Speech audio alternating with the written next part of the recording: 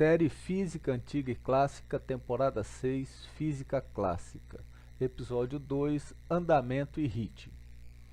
Considero não ser correto afirmar que houve uma revolução entre a física antiga e a clássica.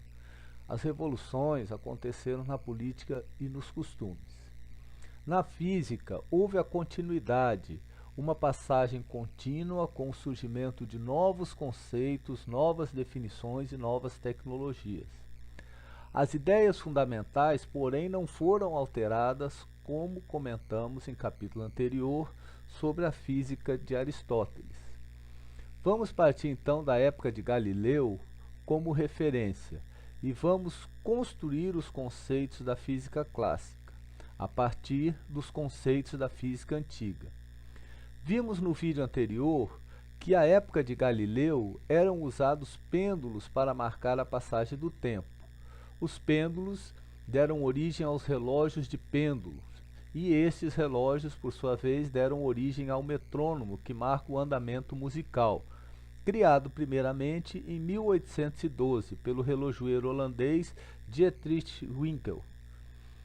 A ideia que permanece sobre esses equipamentos é que eles repetem intervalos de tempo de mesmo valor numérico, ou seja, repetição de intervalos de tempos iguais que possam ser somados.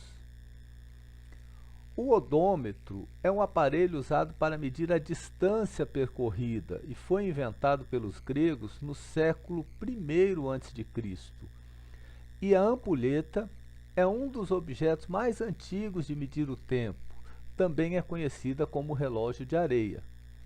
Na antiguidade, o tempo era medido por andamentos, como os da música, a marcha de um cavalo, a caminhada humana, etc. Então podemos dizer que uma das primeiras grandezas derivadas da distância e do tempo é o andamento, que chamamos em física de velocidade constante. Então, a primeira constatação é que para um andamento ou velocidade constante, como chamamos hoje, a distância percorrida é diretamente proporcional ao tempo. Para continuar, seria interessante que o aluno buscasse o significado de andamento, metrônomo na música e na matemática a compreensão sobre razão e proporção, pois vou considerar aqui que o aluno domina ou que os alunos dominam esses conceitos.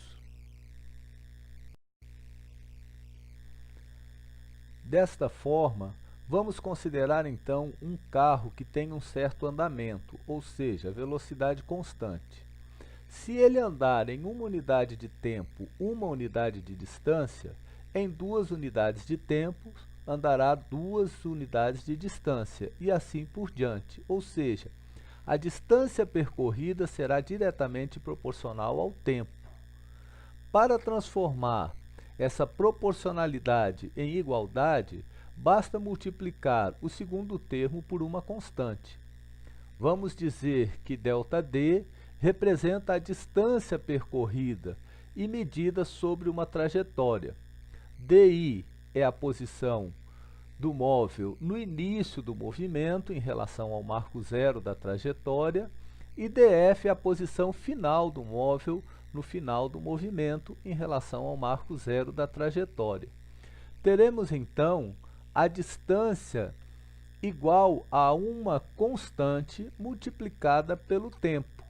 Essa constante é a velocidade constante ou andamento do movimento. Logo, podemos considerar esta equação a equação geral do movimento uniforme. Os livros didáticos costumam acrescentar a posição inicial do movimento na equação, já com a intenção de que o aluno comece a trabalhar nos gráficos. Nesta série, evitaremos esse caminho, com a finalidade de tornar mais simples, evitando gráficos e vetores, que são temas de matemáticas que podem dificultar o entendimento, se o aluno não dominar previamente esses assuntos. Então, a equação ΔD igual a V vezes T representa um movimento de andamento ou velocidade constante e diferente de zero, isto é, A distância percorrida é proporcional ao tempo transcorrido, como conhecido à época de Aristóteles. Hoje temos os velocímetros, que dizem a velocidade do carro em cada instante, a chamada velocidade instantânea. Porém, na Grécia Antiga, não era prático avaliar velocidades. Por isso, a velocidade ou rapidez era mais vistas como inversamente proporcional ao tempo, ou seja, avaliava-se a rapidez pelo tempo menor, ou melhor dizendo, né, avaliava-se a rapidez pelo tempo. Menor o tempo, mais rápido o deslocamento. Ou nas competições, que o primeiro a percorrer uma certa distância era o mais rápido. Hoje a velocidade pode ser medida com precisão por velocímetro dos carros e radares. As distâncias podem ser medidas com laser ou por GPS e o tempo por cronômetros encontrados em qualquer celular. Tudo isso era inimaginável no tempo de Galileu, aproximadamente 500 anos atrás. Imagine na época de Aristóteles, há mais de 2.300 anos atrás. Então, no próximo vídeo falaremos do movimento de queda livre e a aceleração. Até a próxima. Curtam e compartilhem para que mais pessoas tenham acesso a esses vídeos.